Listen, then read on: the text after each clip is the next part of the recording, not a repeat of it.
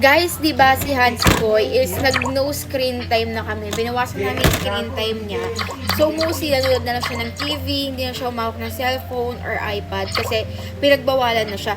Pero ngayon, binilang ko siya ng iPad for kids. So, ayan, tingnan niyo siya. Hans, oh. So, ito naman, ginagamit niya activity to para mag-color-color. Kasi meron dito kasi na parang app dito na andito na yung ayan, pakita ko sa inyo para marinig. Ay, madamo. Oh, wait lang anak, pakita natin sa kanya. So, dito, kahit walang internet, gagana siya. So, meron siya, ayan, oh, sa learnings. Tapos, meron siya ditong kids shows na downloaded na siya. Problema ko lang dito, medyo mabagal siya. Tapos, may iDraw. Ayan, pwede siya mag-drawing.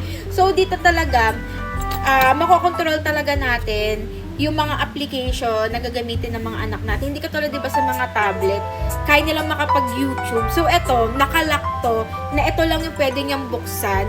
So, hindi siya pwede makapag-YouTube until na i-unlock ko yung application na to para maka-exit siya. Mag-drawing ka. Yun lang medyo problem dito. Medyo mabagal siya. So, hindi medyo mag-e-enjoy tayo mga nanay.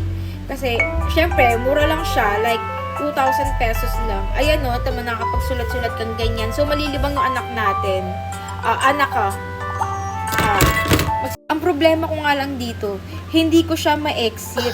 Kasi, ewan ko ba, bakit mali yung password, parent password. So, paano dito, forgot. Kapag talaga, hindi talaga ako maano eh.